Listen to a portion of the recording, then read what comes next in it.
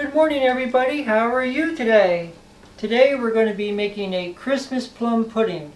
It's a tradition of ours that we started back, probably during the pandemic.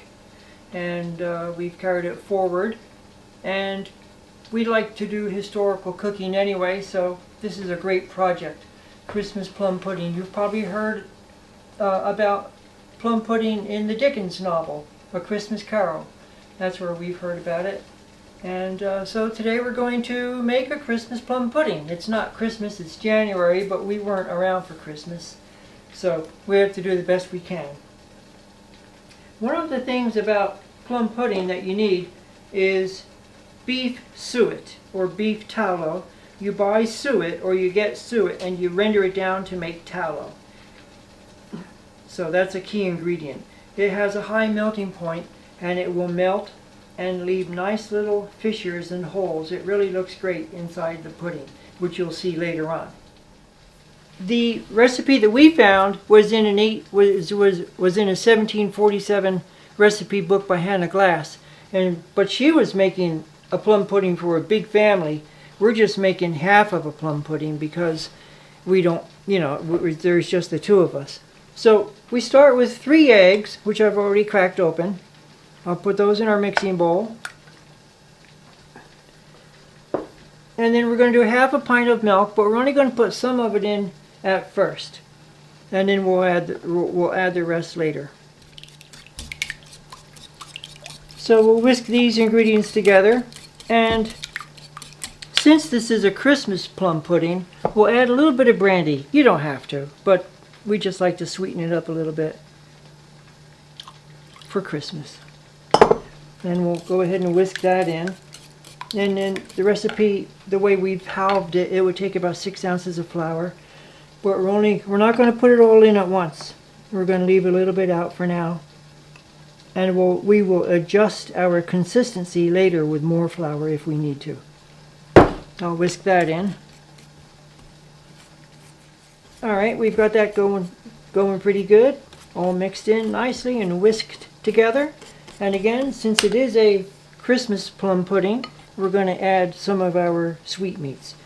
I've got 6 ounces of raisins. I'll whisk those in.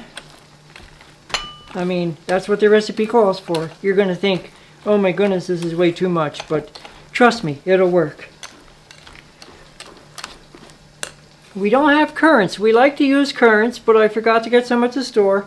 So we're going to use, I chopped up some cherries, dried cherries that is, and we found some dates. We're going to put some dates in there. Whisk that together. Danielle was nice enough to make us some nice candied orange peel.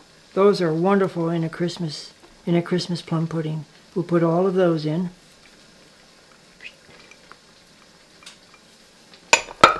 Whisk those in good.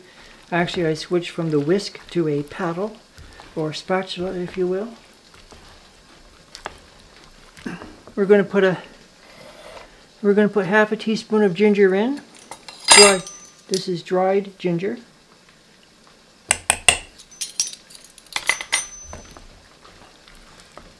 Mix that in good. We're going to put a few scratches of nutmeg in. In Hannah Glass's recipe, she calls for half of a nutmeg, but again, this is just a partial recipe. And of course, I always drop it in. That's part of the deal.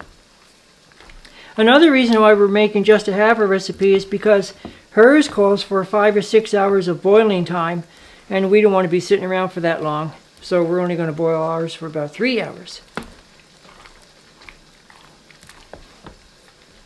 And next we put in our suet. I talked about the suet a minute ago. This is wonderful stuff. We rendered this down ourselves. We're going to show you how to render in an upcoming video. We're going to render down some leaf lard. Show you how that's done. Alright, it's coming together pretty good now. I do want to add the rest of our flour.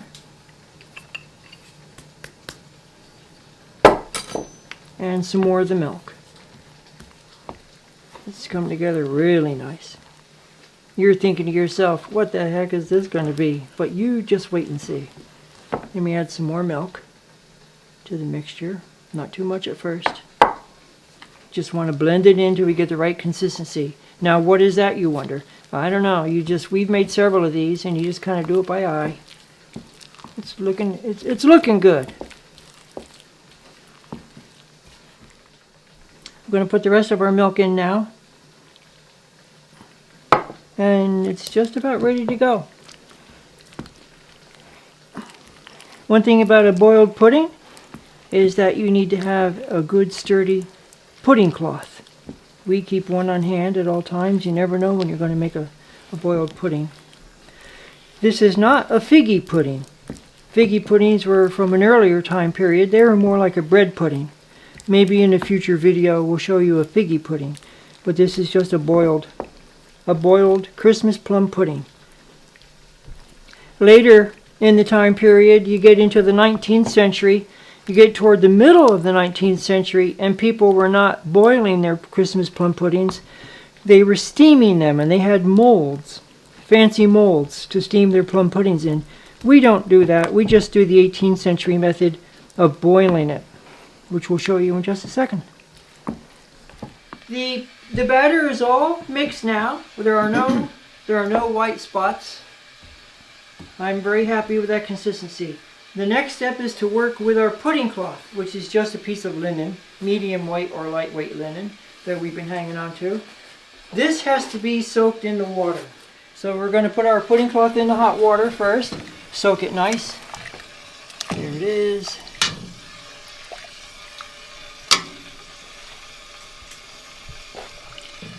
Okay, we'll take that out.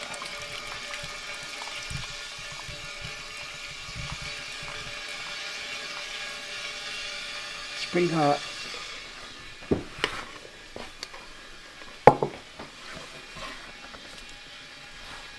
We'll open it up.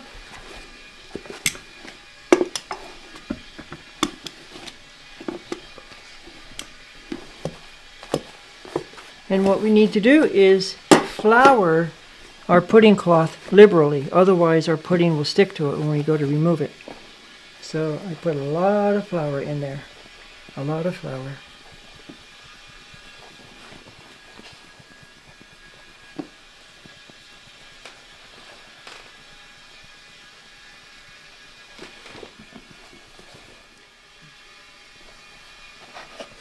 Pudding cloth is nice and floured. Put that back in, and now we'll put our pudding in. I know what you're thinking. You're thinking this is just crazy. But I can't wait to show you when it's done. A lot of you are probably not too familiar with a boiled pudding. It's a little bit like a dumpling. Okay, the last step now is to just tie up our pudding cloth. Make a nice tight, or rather tight ball.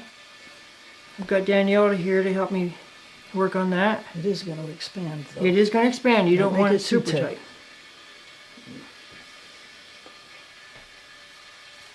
I think farther down than that. Yeah, right in there.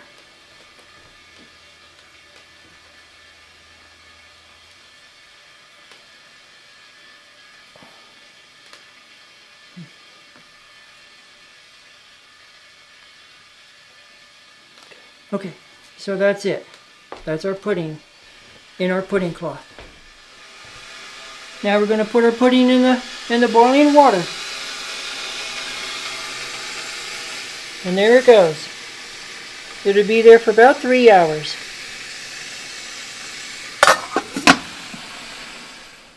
I think our pudding is finished now. I'll take it off the stove. And we're going to spend 3, maybe 4 hours. Got busy doing some other things, but here we are. I'm going to open it up. Use a scissor to cut the string.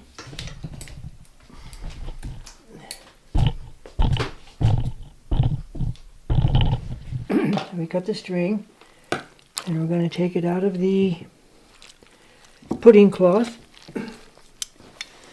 onto our little serving tray. It's The pudding cloth is still kind of hot from being in the boiling water. But that's our boiled pudding.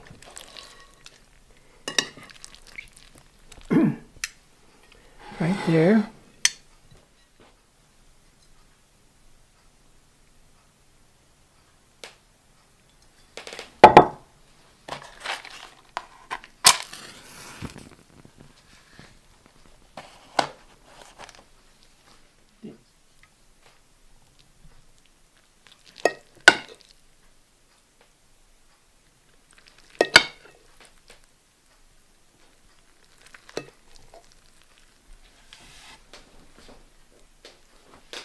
Mrs. Cratchit left the room alone, too nervous to bear witness, to take the pudding up and bring it in.